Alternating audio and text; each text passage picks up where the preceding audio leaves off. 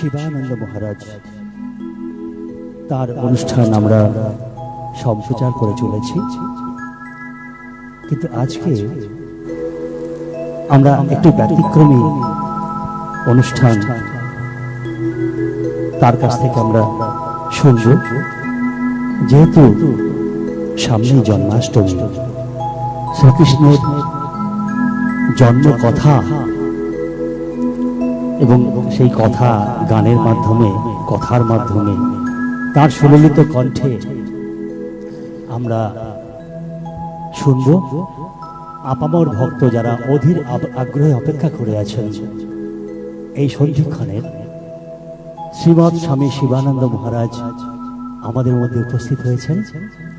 আমরা তাকে সাদরে আমন্ত্রণ জানিয়েছি। তিনি কৃপা করে এসেছেন, তার মূল্যবান বক্তব্য আমাদের কাছে শোনাবেন। ধন্যবাদ।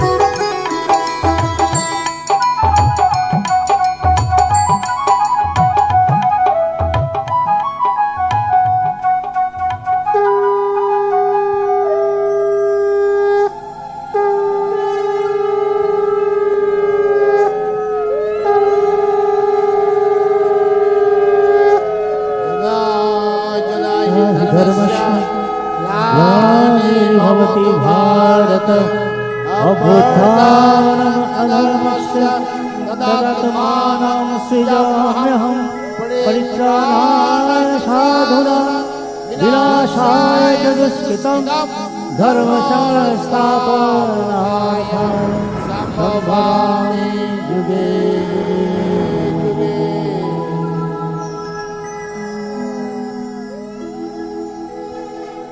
अधरं मधुरं वदनं मधुरं नयनं मधुरं हसितं मधुरं अधरं मधुरं वदनं मधुरं नयनं मधुरं हसितं मधुरं अधरं मधुरं वदनं मधुरं नयनं मधुरं हसितं मधुरं अधरं मधुरं वदनं मधुरं नयनं मधुरं हसितं मधुरम्।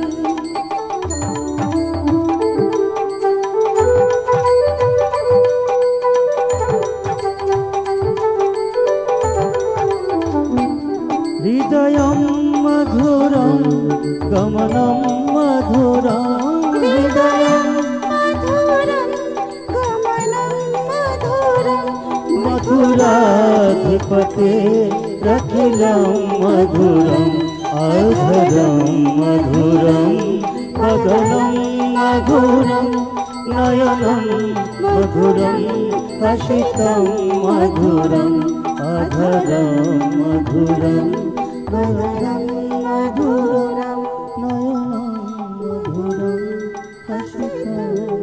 आज ভারতবর্ষে ঠিক যুগে যুগে ভগবান তিনি এসেছেন তার ধর্ম সংস্থাপনায়। যখনই জগতে ধর্মের পদস্খলন ঘটে, ধর্ম যখন বিপর্যস্ত, ভগবান তখনই তার সৃষ্টিকে রক্ষার জন্য তিনি বারে বারে জগতের বুকে অবতীর্ণ হয়েছে। বিশেষ করে এই ভারত ভূমির বুকে তিনি একাধিকবার জন্মগ্রহণ করেছেন, এখনো করবেন। কারণ ভগবান স্বয়ং অর্জুনকে বলেছিলেন কুরুক্ষেত্রের যুদ্ধে যে অর্জুন আমি আগেও ছিলাম, এখনো আছি, পরেও থাকবো। কারণ যখন ধর্ম বিপর্যস্ত, যখন এই তার সৃষ্টি কলুষিত হতে থাকে, সেই সময় যখন পরিত্রায় ভাবে যখন সাধু সন্তরা তাকে ডাকতে থাকে, ভগবান থাকতে পারে না, স্বয়ং তিনি অবতীর্ণ হয়ে তার সৃষ্টিকে তার রক্ষার জন্য চলে আসে। তাই তো তিনি এসেছিলেন ঠিক দাপর এবং কলির সন্ধিক্ষণে, স্বয়ং বিষ্ণু কৃষ্ণ অবতারে জন্মগ্রহণ করেছিলেন। মাতা দেবকীর উদরে তিনি জন্মগ্রহণ করলেন, পিতা বসুদেব কংসের কারাগারে। ছোট থেকে বড় হলেন নন্দবাবা এবং যশোদা রানীর ঘরে। তাই আজ আমি এই জন্মাষ্টমীর সামনে, আর সেই জন্মাষ্টমীর যে ভগবান যখন এসেছিলেন তার ধর্মকে রক্ষার জন্য, তার এই লীলা কাহিনী কিছুটা তোমাদের কাছে বলার চেষ্টা কর। ভালো লাগলে তোমরা তোমাদের মতামত জানিও সৃষ্টি টেলিভিশনকে। তাহলে আগামী দিন আমি চেষ্টা করব আরো কিছু ভগবানের লীলা সম্বন্ধে কিছু বলার। আজ ভগবানের কথা বলার আগে প্রথমে আমি চলে যাব কেন ভোজরাজ কংস বিষ্ণু বিরোধী ছিল। ভোজরাজ কংস কেন বিষ্ণু বিরোধী ছিল? বৈকুণ্ঠ ধামে স্বয়ং বিষ্ণু নারায়ণ তিনি বিশ্রামের রত রয়েছে, মা পদসেবা করছেন স্বয়ং লক্ষ্মী। তার দ্বাররক্ষী জয় এবং বিজয়। মুনিশ্রেষ্ঠ ভিগু গেলেন যখন দেশের মধ্যে অরাজকতা সৃষ্টি হয়েছে, বিভিন্ন ভাবে ধর্ম বিপর্যস্ত হতে চলেছে, তখন ভিগুমণি না থাকতে পারে বলে ভগবান কি করছে দেখি। সরাসরি একেবারে বৈকুণ্ঠে উপস্থিত হয়ে যখন ঢুকতে প্রবেশ করতে যাবে দ্বার দিয়ে, তখন জয় বিজয় দুই দ্বাররক্ষী তাকে দ্বার রুদ্ধ করে দাঁড়ালেন। বলে মুনিবান আপনি তো ভেতরে যেতে পারবেন না, কেন আমাদের প্রভু এখন বিশ্রাম। মুনি প্রচন্ড ক্ষিপ্ত হয়ে উঠলেন, হে একজন দ্বাররক্ষী, আমি একজন মুনিশ্রেষ্ঠ ভিগু, আমাকে আটকায়, এত বড় স্পর্ধা। তিনি অভিশাপ দিলেন, হে পাপিষ্ঠ, তোদের রাক্ষস বলে তোদের জন্ম হবে তোদের এই কর্মের জন্য। তিনি তাদেরকে ঠেলে দিয়ে একদম স্বয়ং ভগবানের স্বয়ং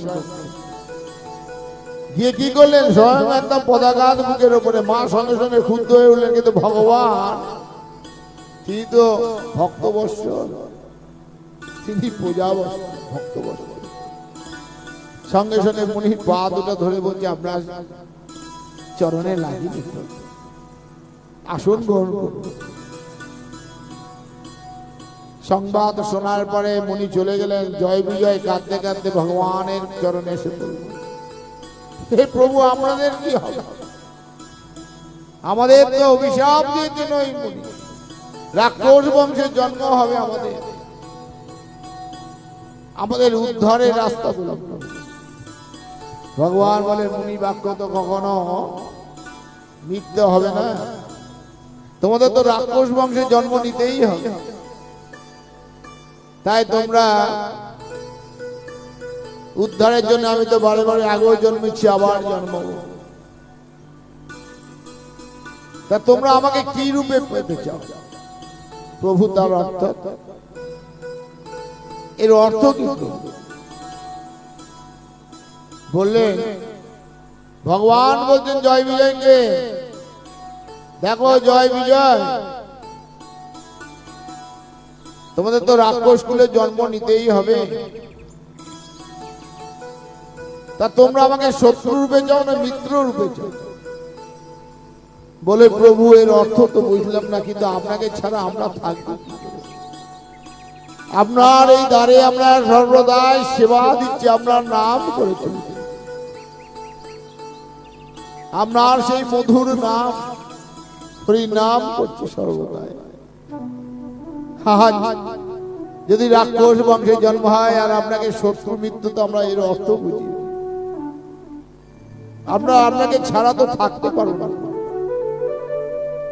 ভগবান বললেন জয় বিজয়, যদি শত্রু রূপে যাও তাহলে 3 জন্মেই তোমরা উদ্ধার হয়ে যাবে, আর যদি মিত্র রূপে যাও 7 জন্ম তোমাদের উদ্ধার হতে লাগবে।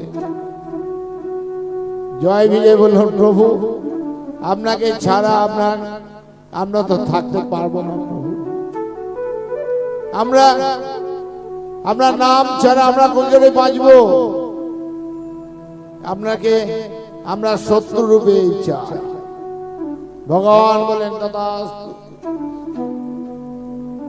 তাই এই জয় বিজয় জন্ম নিয়েছিলেন হিরণ্যকশ্যপ রাক্ষস হিসেবে, রাবণ কুম্ভকর্ণ হিসেবে তথা যুগে, এবং রাজা বলি এবং ভোজরাজ কংস হিসেবে জন্ম নিলেন।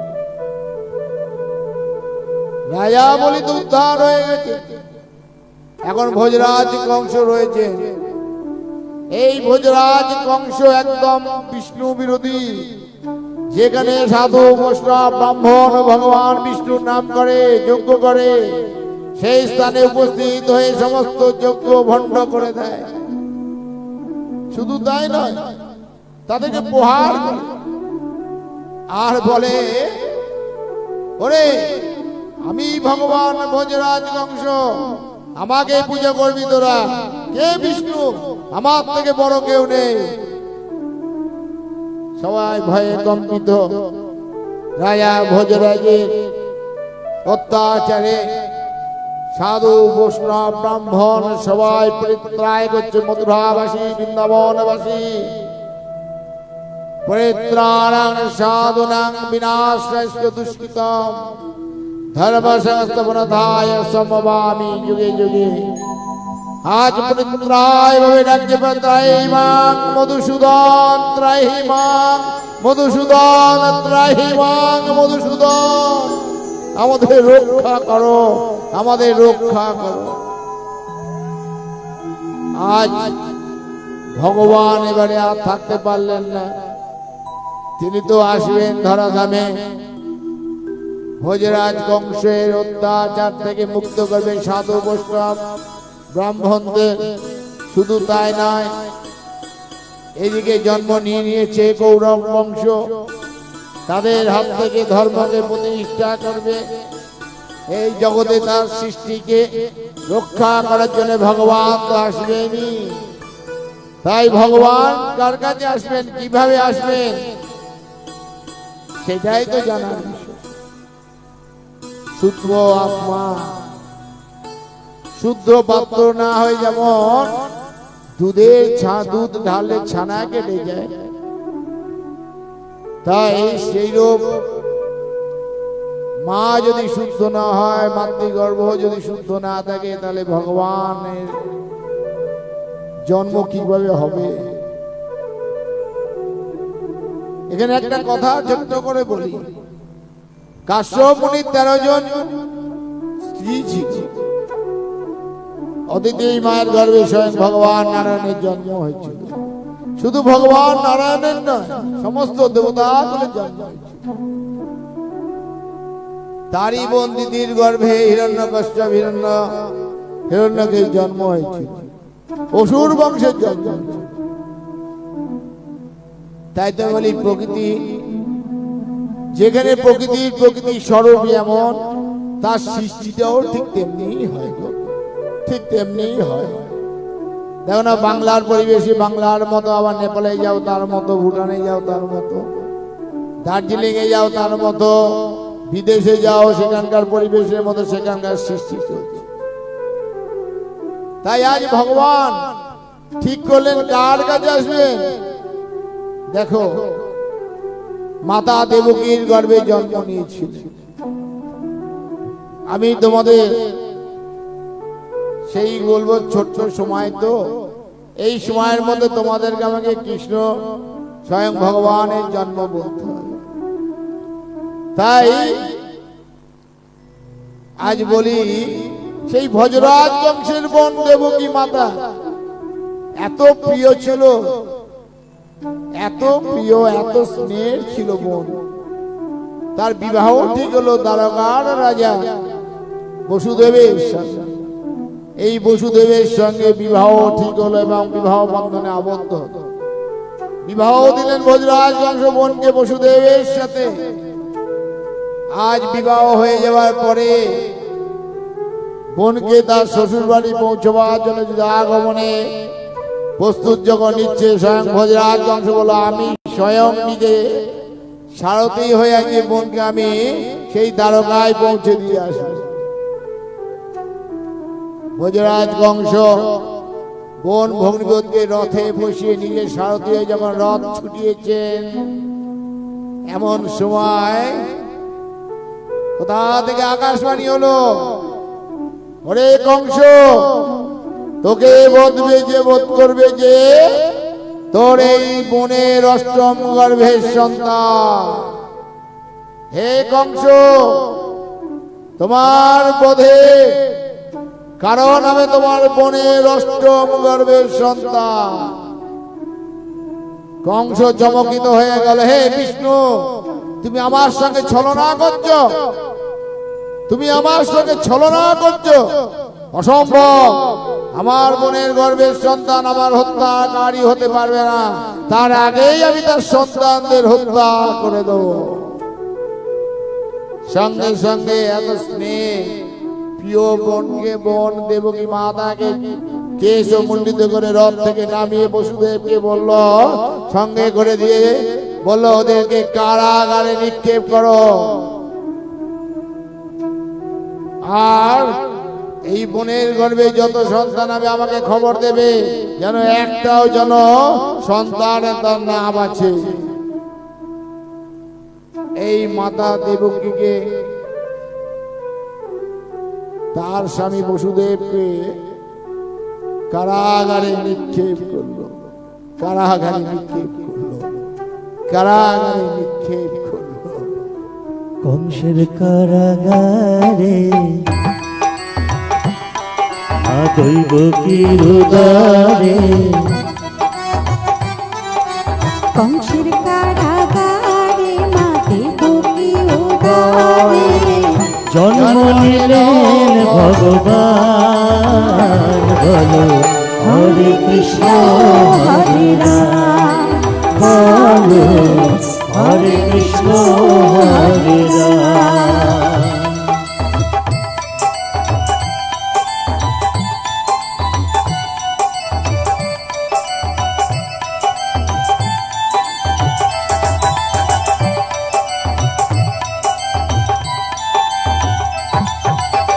বাসুদেব লয়ে যায় মাথার উপরে, যমুনা পার হয়ে মা যশোদার ঘরে। ও বাসুদেব লয়ে যায় মাথার উপরে, যমুনা পার হয়ে মা যশোদার ঘরে।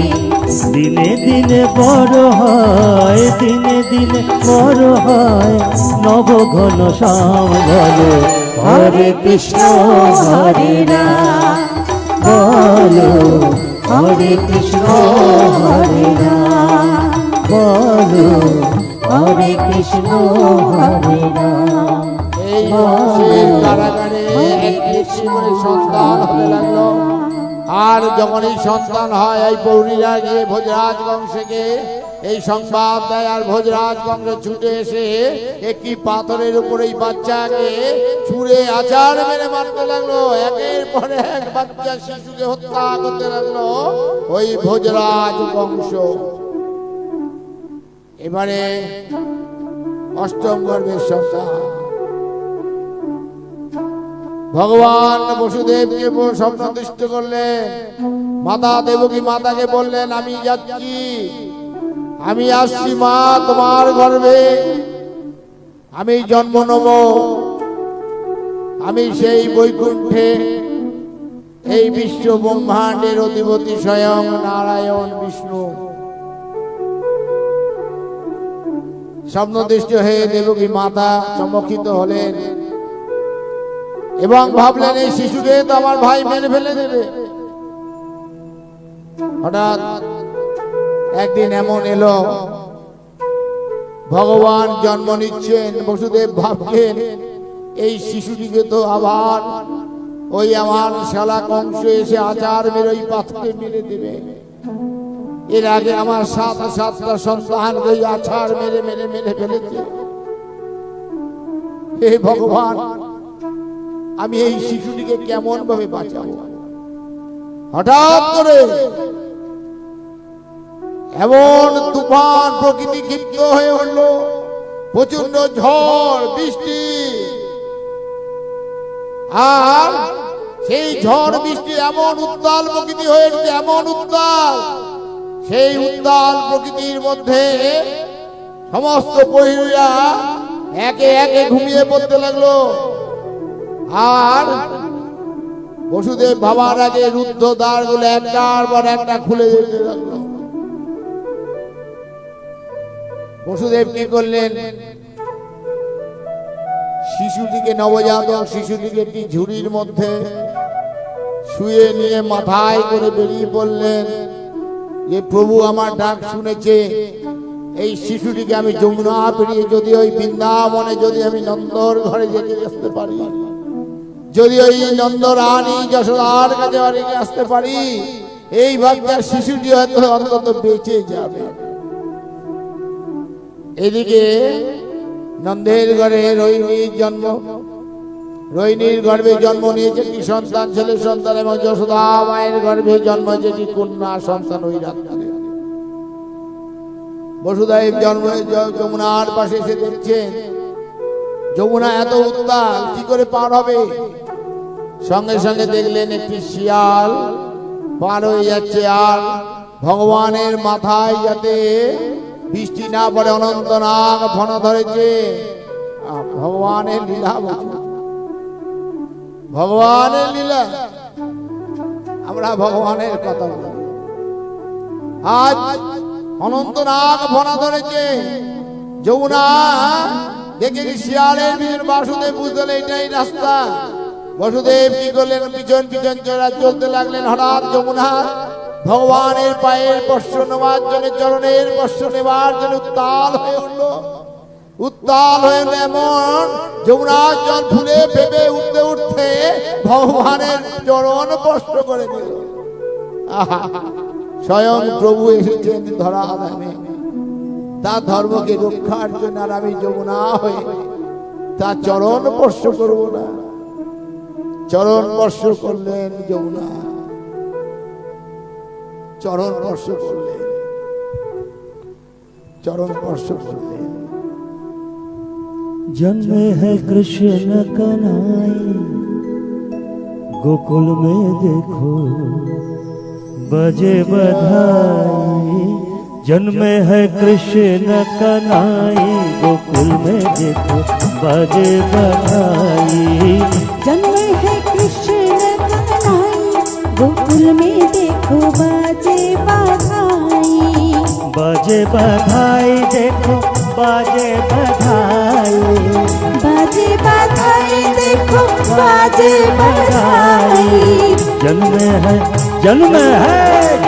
है कृष्ण कन्हैया गोकुल में देखो बाजे बधाई। जन्मे है कृष्ण कन्हैया गोकुल में देखो बाजे बधाई। এদিকে এদিকে বসুদেব নিয়ে এসছেন নন্দের ঘরে যশোদা রানীর কাছে শুয়ে আছে একটি ছুটফুটে কন্যা সন্তান। তিনি কি করলেন, সঙ্গে সঙ্গে ওই শিশুটিকে ভগবানকে তার পাশে শুয়ে দিয়ে কন্যা সন্তানটিকে নিয়ে উনি চলে গেলেন, গিয়ে দেবকী মাতার পাশে শুয়ে দিয়েছেন। এদিকে ভোজরাজ সবাই আবার বৃষ্টি থেমে গেল, প্রকৃতি শান্ত হয়ে গেল। বাচ্চার কান্না শুনে প্রহরী ছুটল ভোজরাজ কংসের কাছে, যে রাজা আবার আপনার বোনে একটি সন্তান হয়েছে।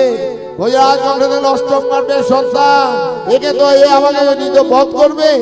হে বিষ্ণু, দেখো তোমার এই অষ্টম গর্ভের সন্তানকে আমি কি করি। ভোজরাজ কংস কারাগারে ঢুকে দেখছেন একটি কন্যা সন্তান, এও আমাকে বধ করতে পারে। যে এই কন্যা সন্তানটিকে নিয়ে আছাড়তে দেবে ওই পাথরে, সঙ্গে সঙ্গে হাত থেকে উপরের দিকে উঠে গেল, অদৃশ্য হয়ে গেল। কে ছিল এই বাচ্চা, এই শিশু কন্যা সন্তানটি? স্বয়ং যোগমায়া। ভগবান এই দাপর যুগে যত লীলা করেছেন এই যোগমায়ার কে কেন্দ্র করে। কেন যোগমায়া তাকে সর্বদাই সম্পূর্ণ রূপে সহযোগিতা করেছে। আজকে সেই শিশু কন্যাটি অদৃশ্য হয়ে গিয়ে বলছে, হে কংস, তোমারে বদিবে যে গোকুলে বাড়িতে এসে, তোমারে বদিবে যে গোকুলে বাড়িতে এসে, তোমারে বদিবে যে গোকুলে বাড়িতে এসে। ভোজরাজ কংস চমকিত হয়ে গেল, তুমি কে? বল, আমি যোগমায়া। এদিকে নন্দের ঘরে একটি পুত্র সন্তান পেয়ে নন্দ বাবা এত আনন্দ, এত আনন্দ। নন্দরানী যশোদা মায়ের এত আনন্দ। সমস্ত ব্রজবাসী ছুটে এসছে, সমস্ত ব্রজবাসী ছুটে এসছে নন্দের ঘরে, যে নন্দের ঘরে আজকে একটি পুত্র সন্তানের জন্ম দিয়েছে যশোদা। একটি নাই, রোহিণীর গর্ভ সন্তান জন্ম হয়েছে, একটি পুত্র সন্তান। তার নাম হচ্ছে, নাম দেওয়া হয়েছিল পরে হচ্ছে বলরাম। নন্দরাজের এই ব্রজবাসীরা সবাই মিলে তখন আনন্দে নন্দ উৎসব শুরু করে দিল। সবাই আনন্দে হাত তালি দিয়ে হাত উঁচু করে নৃত্য করতে লেগেছে, নৃত্য করতে লেগেছে আর গাইছে সবাই একসাথে। धन्य हुई है ब्रज भूमि सारी, धन्य हुई है ब्रज भूमि सारी, त्रिलोकीनाथ जन्मे कृष्ण मुरारी।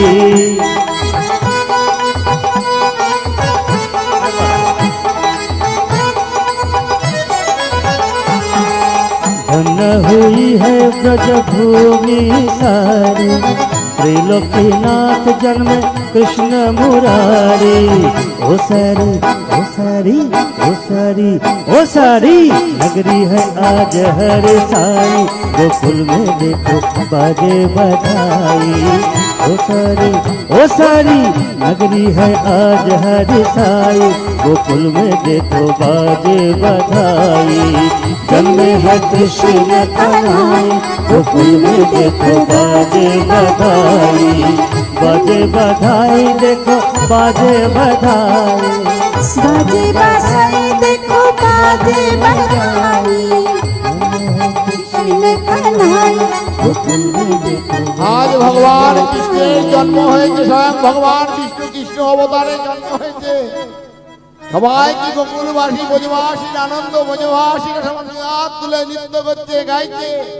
আর এদিকে নন্দ বাবা তিনি দান ধ্যান করতে লেগেছেন, দান করছে। যে যা আসছে তাকে যা চাইছে তাই দান করছে।